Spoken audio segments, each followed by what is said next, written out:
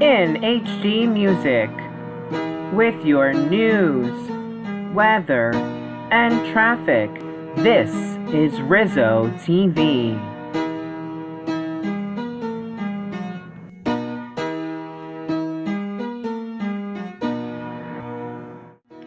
Our top stories here at Rizzo TV. The big picture. Breaking news, President Trump takes a stand against the MS-13 and other gangs terrorizing Long Island and the rest of the country. How the president is cracking down on the criminals is coming up. And developing right now, Trump has now banned transgender people from serving in the military. The latest is next. Also developing, Sean Spicer's resignation has Sarah Huckabee Sanders assuming the position now of White House Press Secretary. What led to his resignation is coming your way. And we have the latest information on the outcome of the G20 summit back at the beginning of this month. Also ahead, a toppled trailer halts travel on Monday as nearby drivers watch in horrifying awe along the Garden State Parkway. Finally, alternate street parking suspensions are in effect today. We're bringing your upcoming holidays, weather forecast, and latest traffic information right after the news.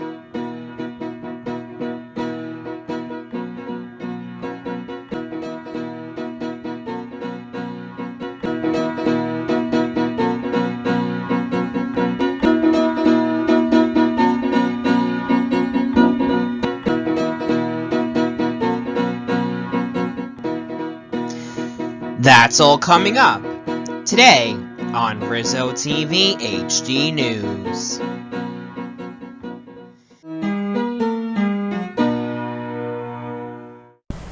Thank you for joining us here on this edition of Rizzo TV HD News on this Friday, July 28, 2017. I am John Rizzo reporting from Dyker Heights, Brooklyn. We begin with breaking news at the top of this newscast. Breaking right now, President Trump has just announced that he will vow to destroy the MS-13 gang responsible for murdering innocent lives across Long Island. Officials in Brentwood are indicating that these criminals have killed 17 residents across Suffolk County since the beginning of last year. Trump remarked that since the gang is turning Long Island, into a bloodbath arena. Earlier this afternoon, the president proclaimed to a crowd of civilians that he will take down the MS-13 and other gangs. 2 teenage girls were killed by the MS-13 gang, and one of them killed victims named Mickens tried to foil their attempt to kidnap their friend named Cuevas. The 2 girls were murdered during the incident. 6 other members of the gang stabbed 4 soccer players at the Hempstead Lake Park just recently, and it's believed that the string of violence is being orchestrated and encouraged by the gang leaders back in El Salvador. Attorney General Jeff Sessions has found that these dire individuals have exploited the legal system following his examination of communities across Long Island affected by the crimes. Trump cited the increase in the influence of the MS-13 gang on poor policing tactics and the weak leadership of politicians in office. The president made a promise to eliminate the gang from the entire country via further enforcing American immigration laws. The president added that 10,000 additional immigration officers will be appointed to handle the growing crisis, with his desire to have hundreds of new immigration judges to deal with the MS-13 and other gang-related matters. He furthermore added that he will begin to crack down on sanctuary cities across America in an effort to deport all violent gang members in the nation. Moving next to another chapter of Trump's presidency, President Trump has announced on Twitter this past Wednesday that transgender individuals will no longer be permitted to serve in the military forces of the United States. The statements come on the heels of the president getting elected back in last November after campaigning for over a year in support of LGBTQ rights. General Miley has stated to the press that all people serving in the various military forces protecting our country will be treated with the dignity and the respect that they deserve. He had no further comment on the issue, but reassured the public that all those who serve will not be discriminated against because they are transgender or due to their sexual orientation. Trump made the social media proclamation on Wednesday, citing to the press that sexual reassignment surgeries would be too costly for the country. Many in support of LGBTQ rights feel that a member serving being transgender should have no impact on whether they can work to protect the United States. We have 2 videos regarding this story, so please be sure to check them out following viewing of this newscast. Turning now to another developing story out of Washington, D.C. It may have happened just a week ago, but now the United States has a new press secretary amid developments regarding Sean Spicer's resignation from his post down in the nation's capital. Spicer resigned last Friday after he firmly objected to the president's appointment of Anthony Scaramucci as the new director of communications. Trump asked Spicer to remain on the job after the New York financier was offered the position. Spicer rejected the president's request and relayed to him that if Scaramucci comes on board the new presidential administration, more resulting confusion and uncertainty would add to the chaos currently surrounding the White House. Sarah Huckabee Sanders is now the new press secretary of the United States since Spicer's resignation back on last Friday. Many people expected Spicer to resign after his various controversial comments he made to the press since Trump officially took office, especially over the last 2 weeks during a time when healthcare efforts proved to be futile in the Senate, and Jared Kushner simultaneously is expected to testify before Congress about collusion between Russia and the 2016 presidential election. Check out the videos posted on our Facebook page regarding Sean Spicer's resignation at facebook.com/Rizzo TV News. We move on now to another development in the Trump presidency, where President Trump wrapped up his first official encounter with Vladimir Putin and various global leaders at the G20 summit in Germany just a few weeks ago. Upon Trump questioning Putin regarding whether Moscow had anything to do with the turnout of last November's election, Putin denied having any part in it whatsoever. Secretary of State Rex Tillerson has stated that the White House will begin to move forward from accusing Russia on hacking the email accounts of various political leaders and the voting system in the United States. As well, they will be accepting a so-called, quote, intractable disagreement, end quote, with Russia regarding the issue. Trump and Putin left each other on a positive note, with many positive exchanges held between the two leaders following the settling of the Russian collusion matter. For over 2 hours, the two discussed counterterrorism, cybercrime, election tampering, Syria, Ukraine, and other global issues as well.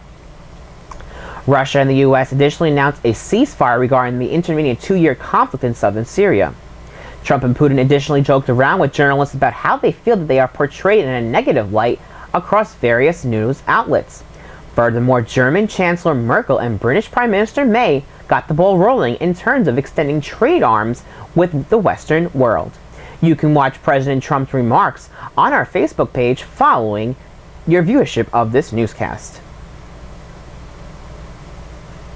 Finally, this past Monday, a couple of fellow drivers watched the trailer on the back of a pickup truck swerve and topple over near exit 100 on the Garden State Parkway in the Neptune, New Jersey section. Cars stopped once the vehicles were brought to a standstill at the scene of the crash. The pickup truck remained upright once the accident was over. The incident happened over a matter of minutes, amazing the eyes of other vehicle operators on the road. The driver faced minor injuries and there were no fuel spills onto the road. Traffic has since resumed normal operations since that time. Check out the footage from the crash on our website. You'll be able to see what happened. Your upcoming holidays, weather, and traffic updates are all coming up next.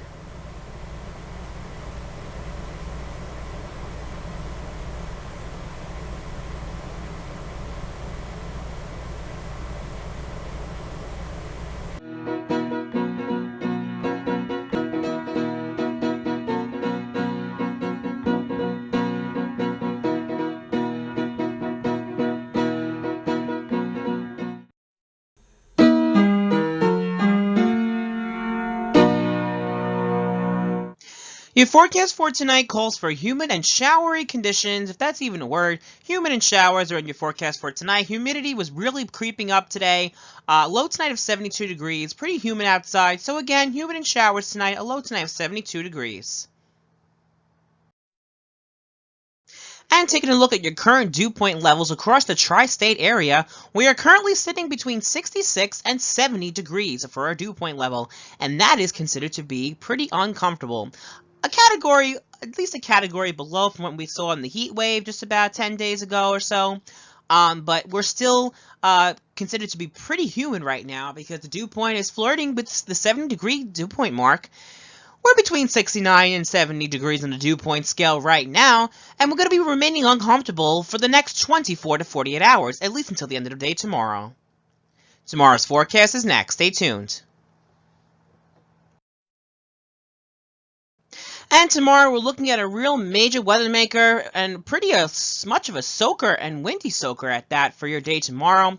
We're looking at a windy rainstorm for tomorrow, windy and raining for your forecast for tomorrow.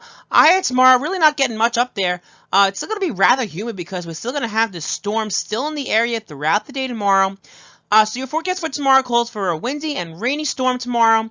A high tomorrow of only 74 degrees.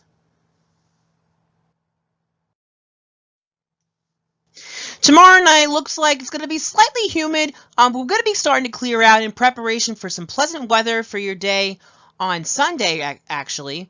But for tomorrow night, we're looking at a low of 65 degrees, so it's going to be pretty chilly. You can give your air conditioners a little bit of a break. So for tomorrow night, again, clearing, but still cloudy, a low tomorrow night of 65 degrees.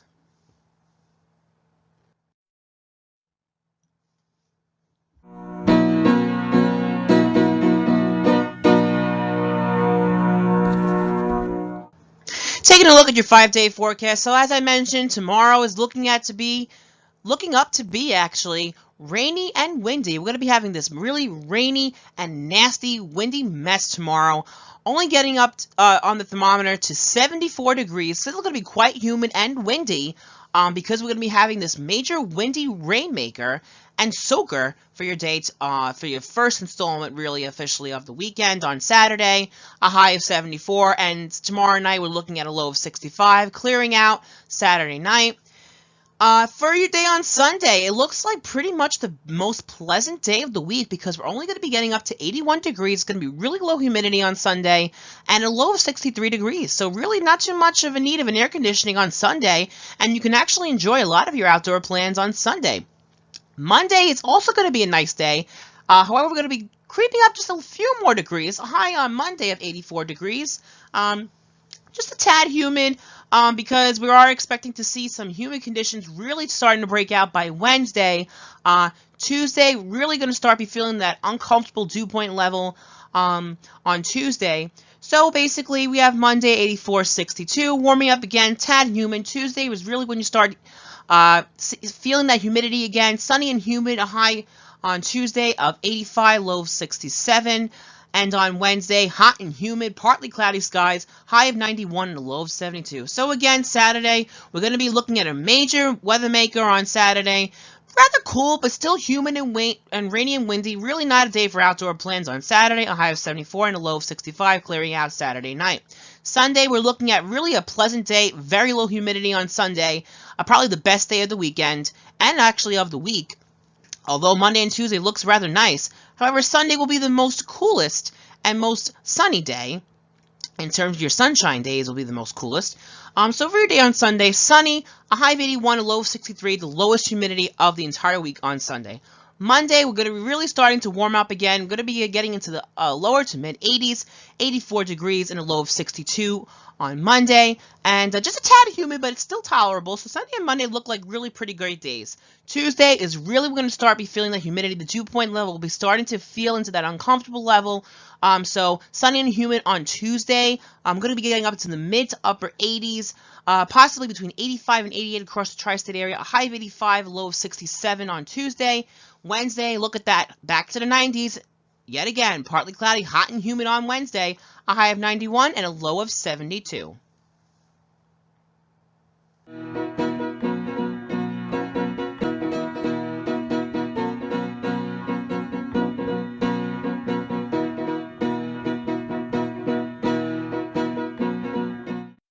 And thank you for watching this edition of Rizzo TV HD News, Weather, and Traffic. Remember to always follow us on Instagram at JRNewsman17 and on Twitter at JRiz11. You can also find all of our episodes posted on our Facebook page, Rizzo TV News. Thank you so much for watching. Have a great night.